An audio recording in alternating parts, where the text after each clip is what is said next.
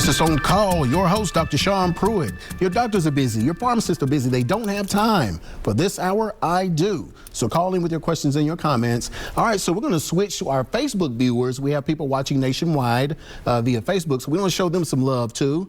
So Mary Leonard has asked a question about fibromyalgia and about COVID-19 long hauler symptoms such as fatigue. All right, so with the fibromyalgia, I would recommend our Pharmacist blend hemp oil because it's gonna take care of that transmission of that pain. So the CBD oil, Miss Leonard, that's what I would recommend for the fibromyalgia. There are many people out there who are COVID long haulers, and that means that you have symptoms carry on well after you've gotten somewhat better. I recommend this, Pharmacist blend, Dr. Pruitt's potion, and that should help stave off those long hauler side effects. So this is what I recommend. Okay, and we've got Dana. She asked the cause of hiccups. So what causes hiccups in people? You got a variety of causes, but primarily it's the involuntary contraction of your diaphragm. So there are a couple of things that can cause that, Dana. First being probably you have too much food, so you've overeaten too much food or maybe even too much alcohol. So that's why you see in the old Bugs Bunny movies with the drunk who's always hiccuping. So that also causes those involuntary contractions. You can also be scared or excited about something. And that can also cause those involuntary contractions. I think even smoking cigarettes can cause those involuntary contractions that cause hiccups. So if any of those apply to you, then that's probably what's going on, okay? All right, so we're gonna dig in and finish up our calls here. We've got Linda. Welcome to Pharmacist on Call. May I help you? Hey, Sean Pruitt. This is Linda, your turmeric girl. How are you? Pretty good. How's it going? Oh, doing pretty good. I went and got off of Mobic and started taking diclofenac for my arthritis in my knees. Okay. I still take the turmeric. Is there anything else that's even better for the arthritis? Because the last time I had x-rays of my knees, they said that the arthritis was what was really getting bad for me. And also, I do need to stop eating cheese. And also, I'm taking gabapentin 300s, 2 of them a day. Okay. And then some Tylenol, extra strength Tylenol. Is that depleting my iron? And I will let you answer, and you have a great evening. Okay. And maybe one of these days I'll get over to the store to see you. It's been a few years, young lady. Yeah, you need to stop in. I sure will. Okay. So is there anything else that'd be better than diclofenac and what I'm doing, or gabapentin depleting my iron? Have you ever tried the CBD oil, Linda? Oh yes. I live on CBD oil. Have you applied it directly to your knees? No, I have not. Let's try that. Okay. Do you have a cream there? We do. Yes, ma'am. Okay. It's about the size of this bottle here, but yeah, we have a Pharmacist blend hemp lotion that you can rub directly onto your knees, and it works about as quick as the drops do. Okay, so do you have that in the store? Yes, ma'am. Yeah, we have it in stock. Okay. Okay. Well, I may come by. You said you're going. Well, I'm going to be out of town tomorrow, but I'll come over sometime and get some of that. Then, okay. Because I've got to do something. Night times are terrible in bed. I mean, they just burn. Oh, with neuropathy? No, it's not neuropathy. It's just my knees. The arthritis burns, or something's burning my knees. Okay. I mean, they burn. So, okay. Well, we'll talk more about it later. But that's really strange. But they just kind of burn feeling. So that makes me think maybe something is being compressed in the back, and that's actually a form of neuropathy. Well, see, I had the back surgery. I had fusions all in my lumbar. Okay. Well, we'll talk more about it, and maybe you can think about it and yes, all ma'am. that, and we'll let somebody else have a call in here. Okay. All right. Good to hear from you. Okay. We'll talk to you later. Yes, ma'am. All righty. Bye. Let's see, Linda, long-time caller. Okay. All right. We're going to fly through these here. All right. Lisa, welcome to Pharmacist on Call. Let me help you. Hey, Lisa again. Yes, ma'am. I just wanted to give a shout out to the kidney lady. Okay. At least one of us got her question in. Okay. And I wanted to give you props and commend you for keeping it real about the vaccine. Absolutely. Absolutely. Yeah. So And I appreciate that. And people need to know that it's not FDA approved. Nope. Might be great, but we don't know. And if you're low risk, maybe you don't need the risk of a vaccine that never had any trials and is not FDA approved. And the vaccine companies have complete immunity in case you die.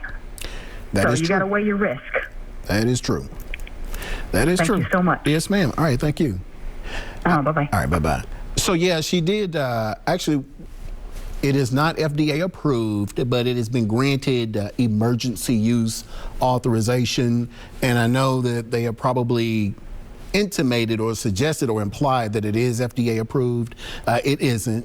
But what the FDA is saying, hey, we're going to, since we have such a crisis going on nationally, we're giving it emergency use authorization. So we're pretty much gathering safety data on it now. And like she said, I mean, for those of you, no comorbidities and any of that.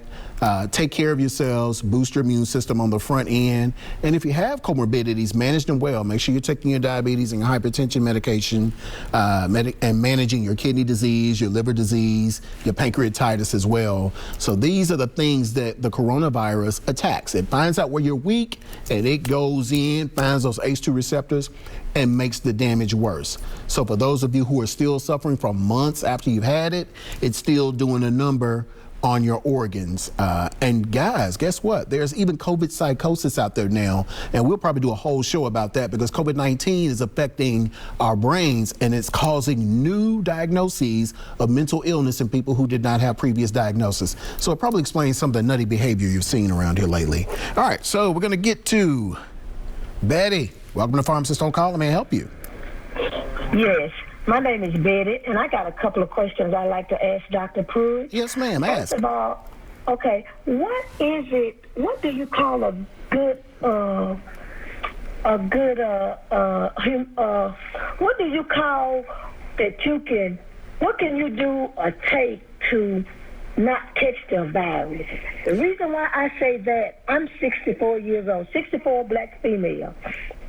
I've never had the flu. I've never had the flu shot.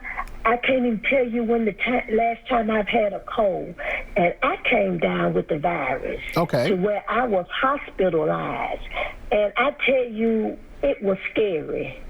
And I went on and taken the flu shot, both shots.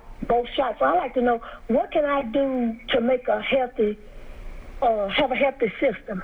Because every morning I get up, I eat a banana. I eat an apple.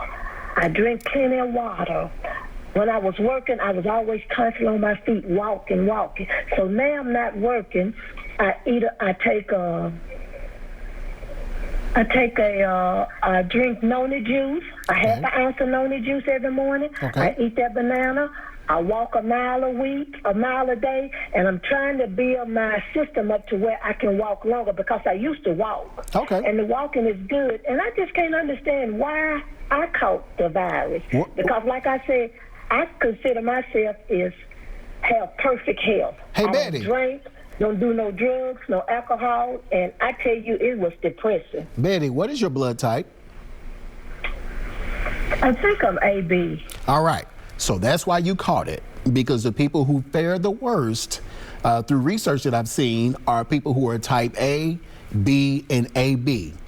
And so the reason that you suffered with it is because you have a higher amount of ACE2 receptors for the virus to get in, but you also have a high amount of something called von Willebrand factor, which means, because what the virus does is it makes our body form blood clots, and that's how it destroys our organs and our lungs. So you probably noticed it was hard to breathe and everything else because the virus was forming blood clots in your lungs. So those of you who are type A, B, even though you're a healthy person, that's, so that's the disclaimer.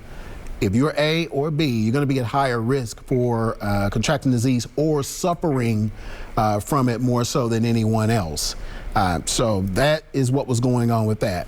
In addition to what you're doing, add a multivitamin because your body's going to need a variety of different things, and you need to contribute extra vitamin D. You need to be knocking out about 2,000 to 5,000 units daily. Okay? Vitamin D. And then you may want to invest in a bottle of this just to have at home in case you contract it again. And then you can just go ahead and take 2 teaspoons twice a day if you don't want to do it prophylactically. Okay, I'll be down to your pharmacy. Yes, I'll be down to your pharmacy because I've been trying to catch you on the television and the radio. So I'll be down to your pharmacy. If not this week, it probably the first part of next week because that's how I knew I was sick. I'm used to moving around, and a job I was doing at work, yes, ma'am, I could do it in about 30 minutes, and it took me all day to do it. That time I do one thing, I had to sit down and catch my breath. So I knew something wasn't right. Okay. Yes, ma'am. So has to do with your blood type. All right. I'll be down there to see you. Okay. All right. Thank you, ma'am. All right. Thank you. Bye-bye. Yes, all right. Bye-bye. All right, everyone. Stay right there. We will be right back. We're up on another break.